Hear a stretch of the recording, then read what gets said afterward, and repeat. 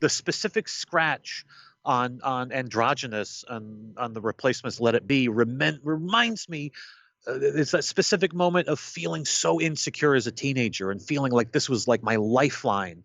Like listening to this song, I was not in a Chicago suburb. I was a cool adult chain smoking in, I guess, a Minneapolis suburb. But basically, I felt stronger because of it, and it captured that moment. And you realize that it's not just about the music itself. It's about how these specific pieces of music, these objects that you held on to, were important.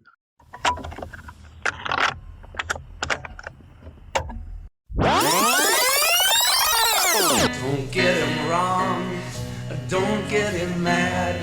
He might be a father, but he sure ain't a dad. She don't need advice that'll send her. She's happy the way she looks, she's happy with her gender, and they love each other so.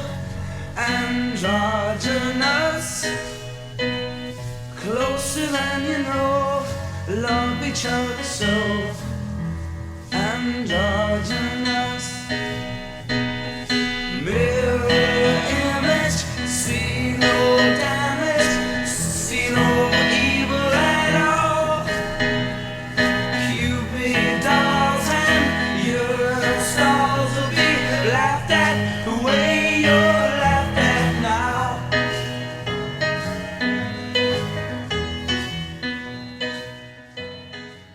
You're tuned into another episode of This Broken Mixtape, the podcast that rewinds and presses play on the soundtrack to your life. I'm Jeff Wu. And I'm Justin Lee. This week, our guest is pop culture journalist Eric Spitznagel. We'll talk to him about his latest music memoir, Old Records Never Die, and his epic quest to recover his old vinyl records. Hello.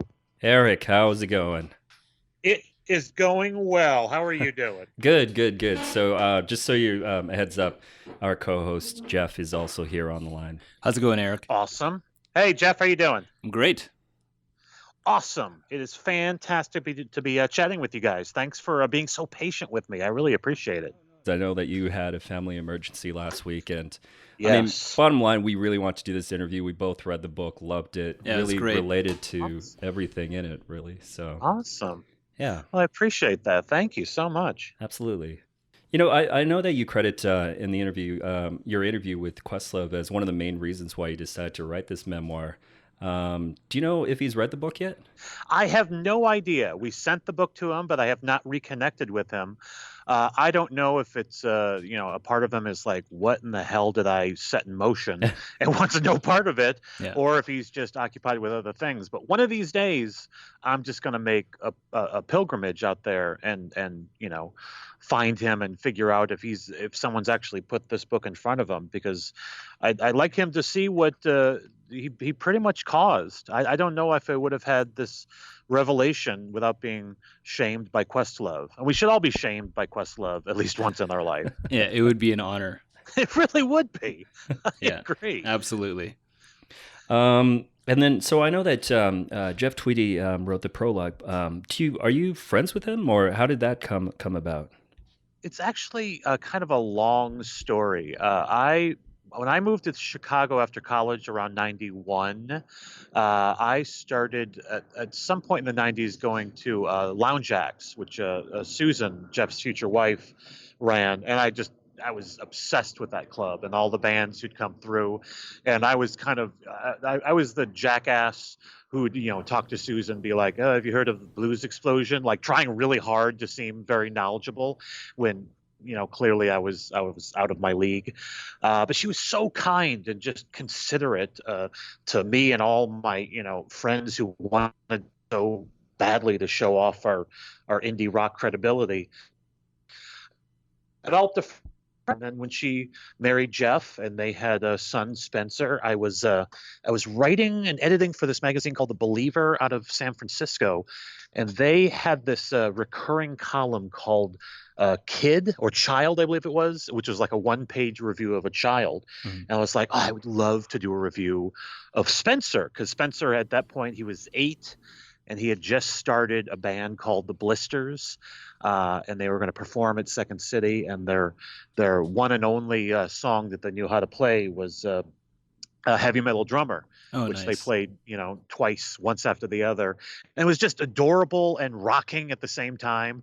And so I wrote up this review, and then when talking to Susan, like, I should probably talk to Jeff and talk to him about how his son has kind of eclipsed him in the rocking department, especially with the song. And there's no reason for Wilco to ever do this song again, Hmm. as far as I could tell.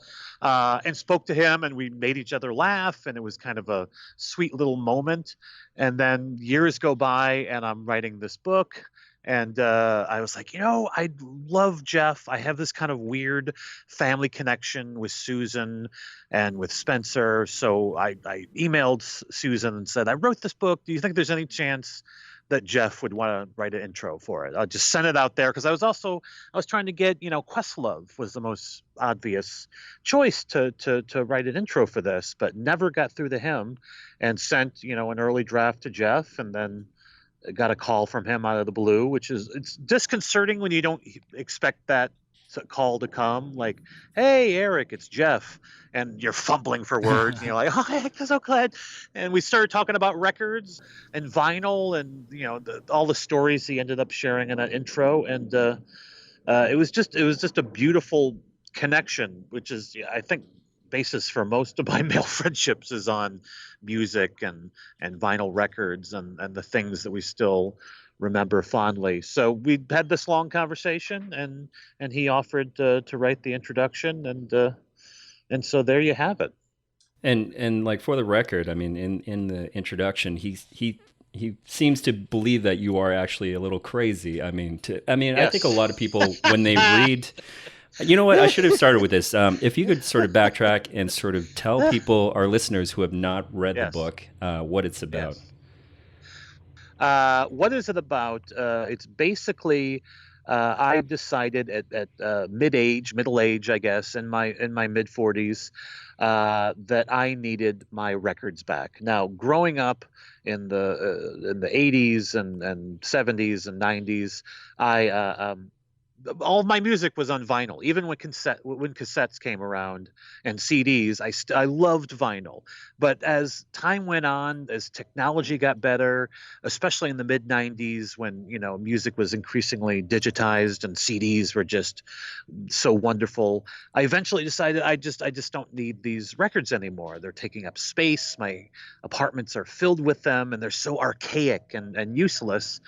So I began selling them off, and eventually somewhere in the ballpark of, I forget how many at my peak, but 800, 900 records, and just got rid of them all, sold some, gave away others, and was, thinking I'll never look back. There's no reason. Maybe I'll be wistful in the future, but it'll be like remembering, the bike you had as a kid. You don't need it anymore, but you kind of, get kind of misty-eyed thinking about it. But then I was interviewing Questlove for MTV, this website called MTV Hive, and we were talking about his amazing record collection. And he has thousands of records, and he is the first record that he ever bought in the late 70s. And I was just amazed by this. I was like, why do you hold on to this stuff? I mean, you don't need it. You can, everything that fills his study. I mean, he bought an apartment solely that it was large enough to hold his vinyl. Like, you could do so much more with that money. Everything that's in your collection, you could put it on a thumb drive, basically. So why do that? And he said to me, like, well, I know it's a little weird, but I mean, we've all got like a few records that mean a lot to us that we can never part with. You probably have something like that, Eric. And I said, oh, no, I threw my records out long ago. And he responded to that like I just said, like, oh, and I put a pillow over my dad's face, and then I slowly watched him die. I mean, I couldn't have said anything more disturbing to him, and that it just shook me to the core, to the point where I decide I have to go find my records again. And not just like any records. I had to find the specific records I had given away in the 90s that I had had for years. I needed to find the ones with the exact scratches that I remembered, that I'd written on the cardboard sleeve with, that smelled specifically of weed, like a mid 80s in a Chicago suburb weed, like kind of not really, more stanky than anything else, kind of like that could get me vaguely high, but not really. Like, oh, there's a lot of seeds in this Replacements album. And that was kind of the whole, impetus for the journey, and which is inherently stupid and impossible, but that's kind of what made it appealing to me, is how unlikely it was. Right. So, I mean, you speak about the importance of the scratches on the records. Tell me, try to explain to us, like, why the scratches matter. What is it about them? Scratches on the record feels like scars or tattoos. Like maybe they're an imperfection, but they're also they like cave drawings. They indicate a point in time, something that happened to you. I mean, the specific scratch on Androgynous on the Replacements Let It Be reminds me, it's that specific moment of feeling so insecure as a teenager and feeling like this was like my lifeline. Like listening to this song, I was not in a Chicago suburb. I was a cool adult chain smoking in, I guess, a Minneapolis suburb. But basically, I felt stronger because of it, and it captured that moment. And you realize that it's not just about the music itself. It's about how these specific pieces of music, these objects that you held onto, were important. Sitting in your bedroom and trying to get over a heartbreak while you listen to a specific record, like that record matters. Not just the music. You can hear it on the radio and it matters, but the record that you clung to and was so important to you, and there are stories wrapped up in those scratches, and there's significance to why there are certain scratches and what they mean and how they got there, that are, they symbolize something important, that they bore witness, I've always felt, to the good stuff in your life and the crappy moments. There are scratches that remind me of the day my dad died. There are scratches that remind me of the first time I fell in love, and the first time, like, oh fuck, my heart is just ripped open, and it's all right there. And just the songs in the air don't mean as much as like that 45 that I pulled out because, oh Heather, I'll never love again, and it's the tears fell upon the vinyl, and at least mystically, it seems to be important. Okay. So you think I'm a little crazy too. You're having that. No, I actually, that was one of the parts in the album, or the book, that I couldn't personally relate to, because I didn't grow up like with the huge record collection. I, like a lot of other people, I started collecting records probably in my mid to late 20s, and now at this point I have maybe, like, it's not huge, it's maybe about 600, 700 records. But for me, like, on one hand, I sort of understood what you were saying, but a part of me was just thinking more practical. Like, I don't really want to hear skips on a record, even though, like, those, I completely get the imperfections of a song, and like anyone who listens to vinyl, like, it's not going to sound, I actually talked to a sound engineer a couple of months ago, and he seemed to champion that digital is way better than records, and he loves records, by the way, but he kept saying that, like, there's no contest, and I see what he's saying, but I think I think the thing about records is it always seemed like, when you build a campfire, for instance, you're going camping and you're everyone's huddled around the campfire, and you hear these, like, sort of pops and cracks, and people are telling stories. And to me, that's really what listening to music used to be. It used to be completely more immersive, not just, like almost like a social thing. And now today it's like, it's very much, everyone's has their earbuds and they're kind of listening to their own thing. They're streaming. It doesn't feel more as isolated. Yeah, so it doesn't seem as more like social, and it's there's definitely a quality that's missing from that whole experience, I feel like. Yeah, I agree with that. I think it's about finding things that are familiar and comfortable, right? So The Yeah, there's scratches, that too. it's basically how you've listened to everything. It's kind of like your parents' couch, right? It's not about like it's been there forever. It's familiar to you. You know exactly how it is. It's kind of like when you're recreating the whole scene to do your listening and stuff like that. That's true. Yeah. Yeah. I especially like the bonfire analogy because that perfectly embodies it too. Because a bonfire is kind of a pain in the ass to put together. Mhm. It's gonna hiss and crackle, but it's also you got to keep throwing logs on it or it's gonna go out. And it'd be much easier in this day and age. Like let's just stay inside. I got central air and heat. I can just turn up the heat and we're comfortable and we'll put on the TV and we have light. But you're sitting around the campfire. You talk to each other. You look at each other's faces. You're all staring at that fire, which is somehow weirdly fascinating. And maybe for me more than the crackles, the cracks and the hisses of vinyl, I did miss that kind of patience of listening to music. That even though like music is, digitized music is much better. I agree with that. Uh, I don't pause as much, or I didn't before I went back to vinyl. I didn't take those moments to just sit with a group of friends and listen to an entire album. And now, I mean, these days you just like, okay, done with that song. Okay, next one. Okay. Alexa, could you please play? And then you just keep moving on to the next thing. And there's never that patience of looking at an album cover and just listening to every song and taking in a whole album from beginning to end and thinking, I mean, and just doing that and not at the same time like, oh, I should check Facebook and see if I have any likes on my photo, and oh, Twitter, I should Snapchat that I'm doing this, and wait, I got to text back to that girl, and like everywhere so distracted and pulled in so many directions that we don't really listen as much as we used to. And vinyl really brought me back to that. Absolutely. And I think that like that the same can be said about mixtapes versus playlists. I mean, when you made a mixtape or a Yeah. mixed CD, you actually had to think the whole thing as a piece, how it worked, as a cohesive piece, and what songs Right. to place, and when to place them. And then, there's the artwork that was a whole other thing to it. So now it's like you just drag and drop, and it's like there's really no sort of thinking behind it. I Yeah, feel you're like. also having to seek out all that material, right? Like you'd have Yes. to have everything ready. Speaking of mixtapes, I mean, can you tell us a time that you made a mixtape or were given a mixtape, and sort of if there was a story behind it? Oh, so many mixtapes that were. I mean, I don't think I had a single girlfriend prior to meeting my wife. And my wife still has shoe boxes full of mixtapes I made for her.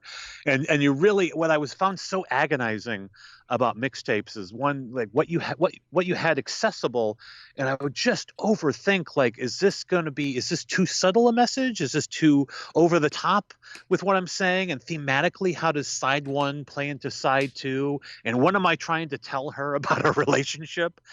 And I made mixtapes for my parents. I made mixtapes for friends, which just as kind of having a conversation with them that you kind of a lot of friends I grew up with and went to college with. It was kind of a way of showing off your knowledge, but also you almost became like pen pals with them, even though you may live in the same dorm room, going back and forth like, oh, I found this band, or I found this, who could out obscure each other or tell a story with bands and music you already listened to. So it was always a conversation, or you're trying to relay something and be really super subtle about it, or because I always expected if someone listens to a mixtape, they're going to be thinking like, whatever I'm hearing in this song, I believe that they're explicitly telling me. So you better not put any Marvin Gaye on there unless you really want them to know I would like to have sex with you,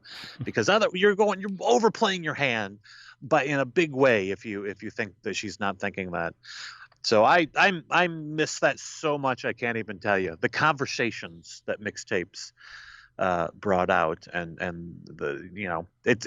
mix mixtapes like I miss letter writing, just the patience that used to have to go into them and the thought that went into them. Hmm. And they're, if you think about it, they're very similar to letters because you are telling a story, and it is pretty much, especially, I mean, a lot of times, and you say this in the book yourself, you shouldn't make a mixtape for somebody who you're not like romantically interested in because it could come across the wrong way. Yeah. But really, like, I Yeah. mean, I've always thought of them as sort of like the musical love letter to a certain extent. Yes. Yes.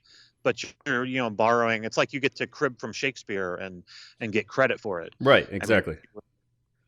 and you take their sentiments, and I don't know. I love the way that one song could go a little bit too far, but then you bring another song to back it up a little bit, and then another song to kind of push it a little further, and like, whoa, what is he asking for here?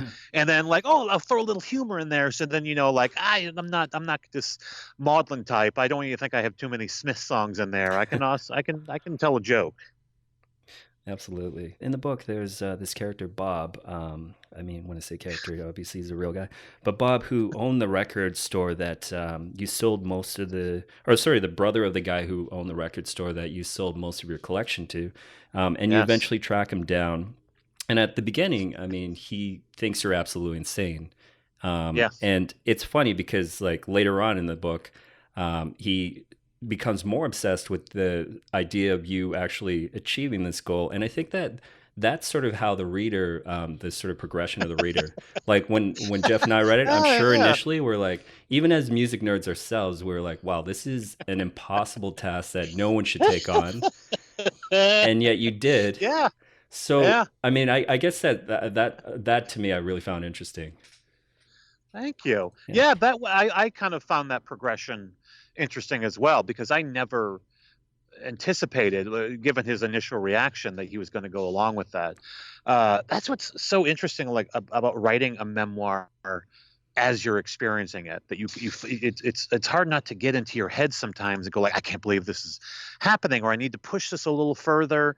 And things, when he finally started to come along and he was like, come to my house, we'll go down to my basement during a snowstorm and look through my records.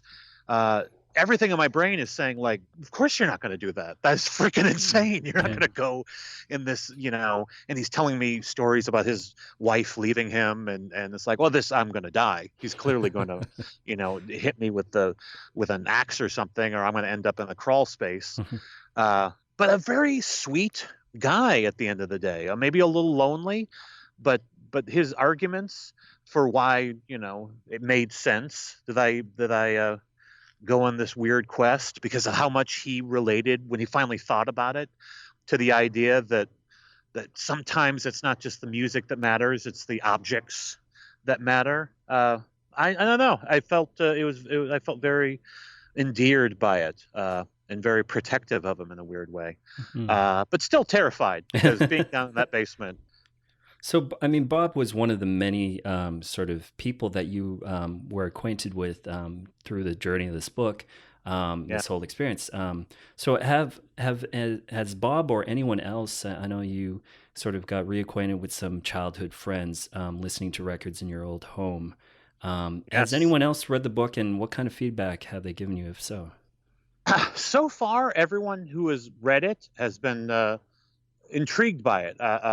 Bob and my friend Robert from college, they all kind of, I think, approached it in the way that you guys approached it, and that I, hope that most readers come about it, is to be a little disbelieving and shocked in the beginning, and kind of be lured into this journey and care enough to want me to succeed in this thing.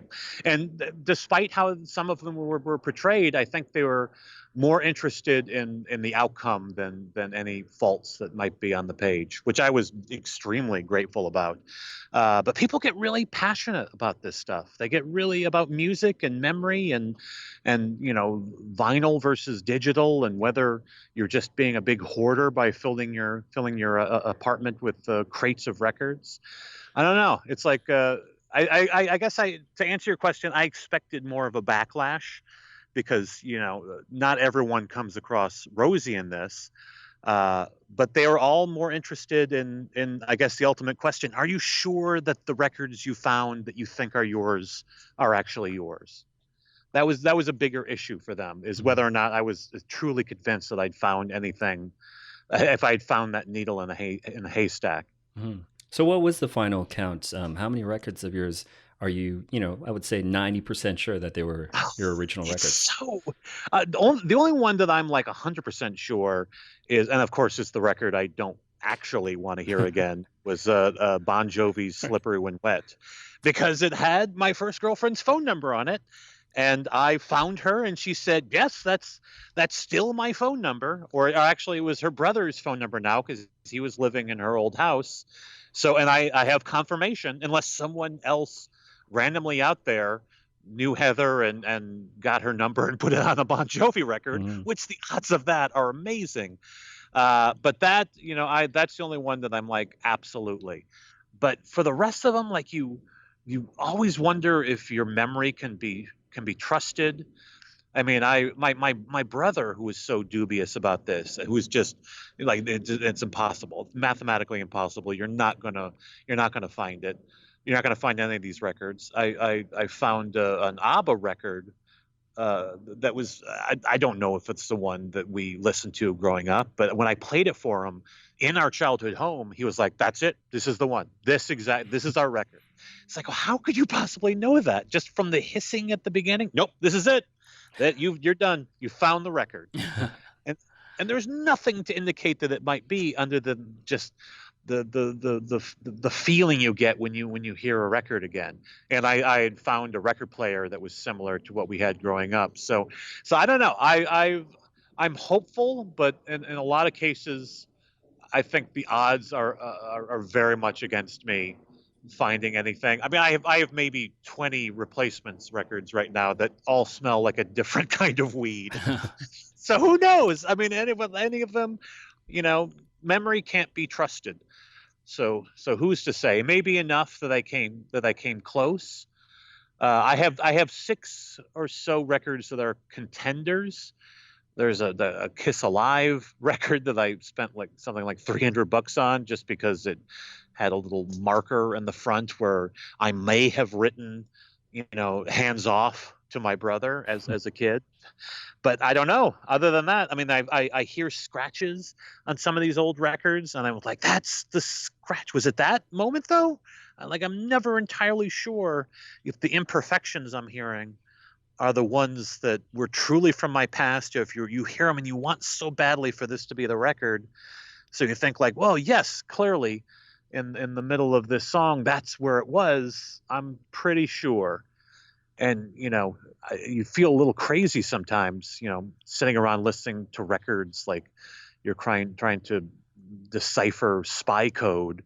Like I had played over and over, and then just one more time. Oh, I can't remember. Was that it? Was that the Pixie song with the scratch, or was it the other song? I don't know. I think that people that hear about this book just on the surface level without actually reading it might just think, oh, well, this is just simply nothing more than nostalgia. Tell us why that it's not that. I mean, obviously there's notes of nostalgia, but I think by the end of the book, anybody who reads it realizes this is far more than just nostalgia. Yeah, it really felt that way to me. In the beginning, it probably was a little bit of nostalgia, but it became something bigger that I felt was missing in my life, a kind of attentiveness that I wasn't giving to it, and also about growing up and becoming an adult and wanting to slow down and appreciate things, and being a father and seeing my son speed up in front of me, and I wasn't really paying attention to much of it. And so part of wanting to return to records and return to those old experiences was about being aware of my surroundings and taking a breath and experiencing something the way I used to experience the first time I heard like a Billy Joel record, or the first time I heard music that like the first Minutemen record I ever got, where you really are like, I remember every second of that first listening experience, and I can't think of a record in the last 10 years that I was so devoted to paying attention to it and slowing down and talking about it with people and living in that moment. So that's what returning to records and finding these old records and learning how to listen again has really taught me that I don't want life to speed by, and I guess I want to hold on to some things in the past, but I also want to hold on to some things in the present that are happening, and things are happening too fast. I'm growing up more. Parents are disappearing. It's time to have the job and responsibilities, and you have a kid and a wife, and everything is going too fast, and you're looking at too many things at the same time, and just being able to take a breath and live in a song. It changes your worldview. So switching gears here, I know that as a freelance writer, you've interviewed a lot of high-profile celebrities, and a lot of that includes many notable musicians. So I just want to run through a couple of musicians, and you just kind of tell me, if you can tell me the first thing that pops your mind about that specific interview that you did with them. Okay, all right, lay it on me. First one, Gene Simmons.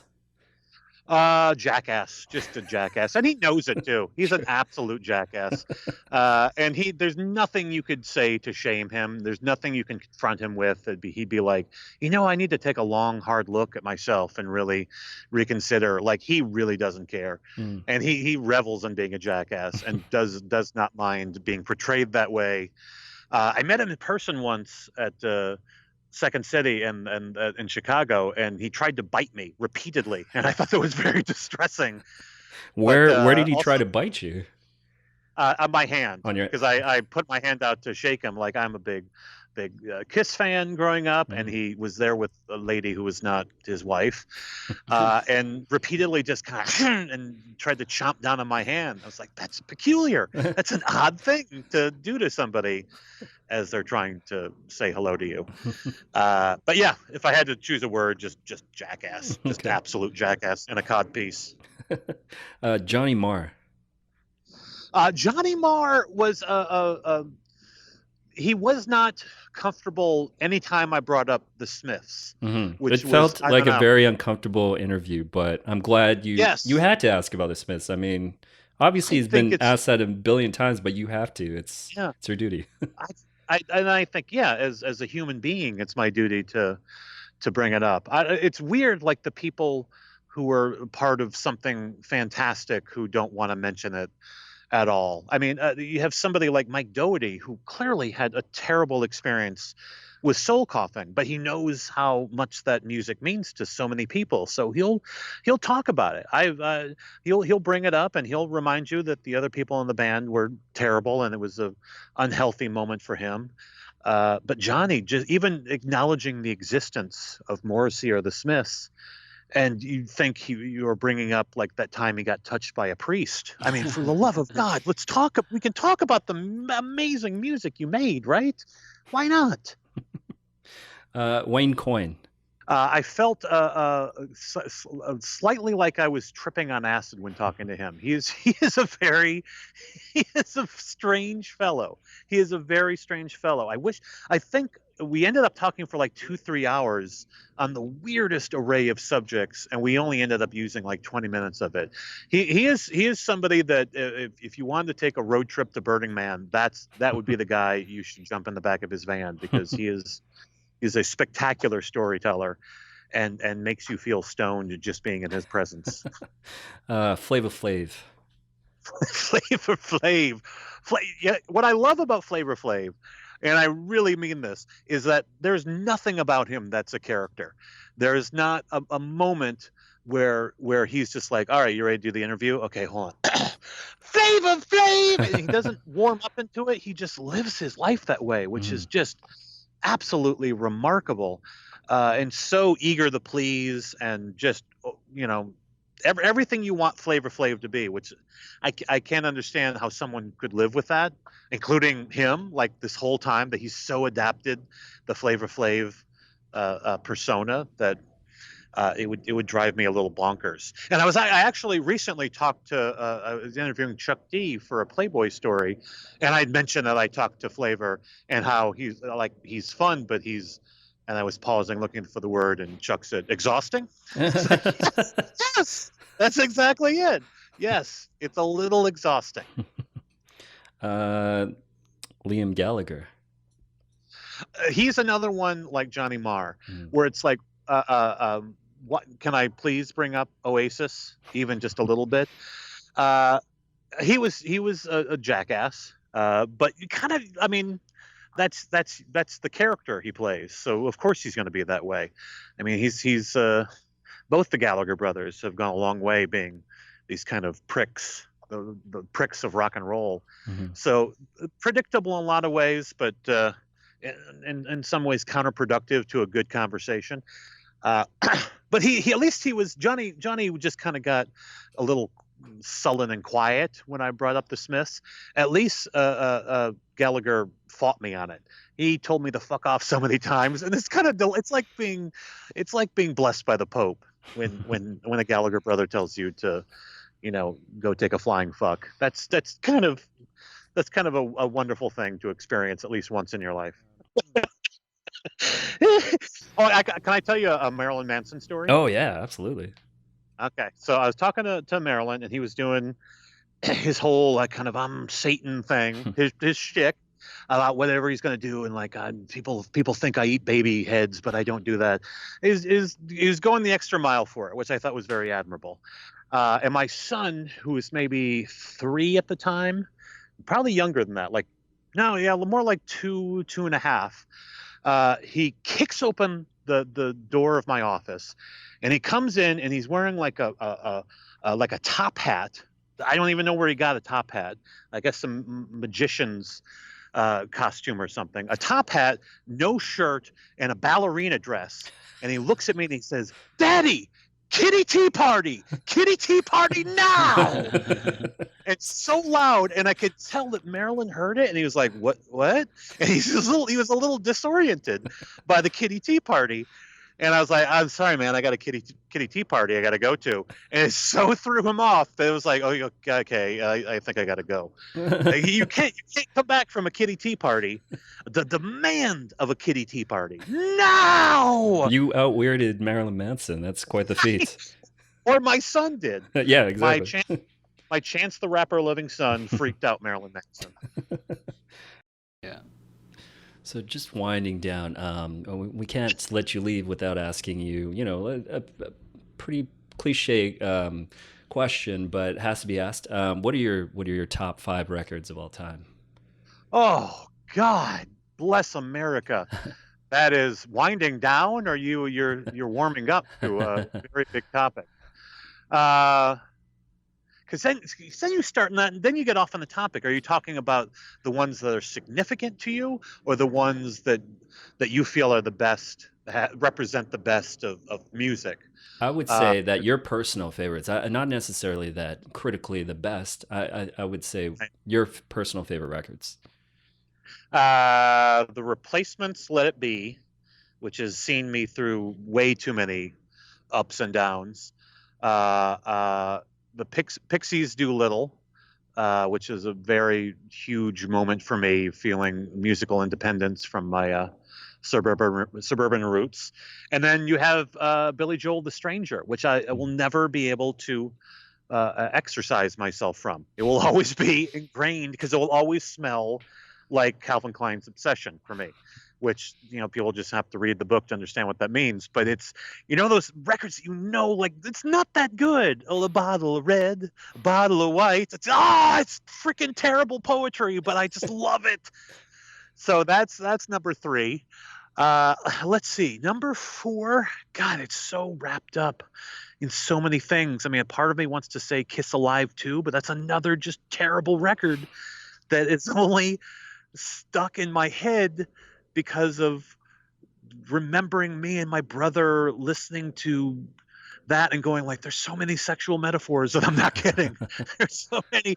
Is Space Ace talking about his penis in this song? It seems like he is. The rocket ride, he talked about it coming between his legs. I think I know what he's saying, but that's very weird. Oh, hold on to my rocket. I can still hear that. So I guess I'm going to go with Kiss Alive too for just that reason. And 5th, God, you go to so many different generations and so many different time periods of weirdly, and this is just because it's meant so much to me recently. The National Boxer Yes. has resonated with me in ways that I just can't, get free from. I really, really just you get a lot of new music and you love new bands, but I keep going back to everything the National has done, but Boxer in particular is just I want to be buried with it. I've told my wife that. I was like, I want this at least played at my funeral. She's like, oh, it's so depressing though. Well, it's a funeral. People can be a little upset at the funeral. Put on Boxer or Alligator if you don't have Boxer accessible. I'll take Alligator too. All right, is that 5? I think that's 5. That's 5. Yeah. That is 5. That's Yeah. a great list. All right, some crappy music and some good music. There you go. I thank you so much for talking to us. Anything else that you want to mention, Jeff? No. Eric? It's been great. Thank you. Well, I am working on something now that hopefully I can talk to you guys again when it's finished. In working with Jeff Tweedy on the intro, I'm actually after that he reached out to me and said, I'm writing a memoir. Will you help me write it? Wow. So for the Awesome. last year or so, there's nothing worse than sitting in the basement with one of your musical heroes as you both wear sweatpants and reminisce about the druggy 90s. I mean, that's just shoot me now. That's just the worst thing I could do with my life. You mentioned in the book how you're one of your good friends. You and him are diehard Replacements fans, and every time you've seen the Replacements, with the exception of that one time you saw with that guy.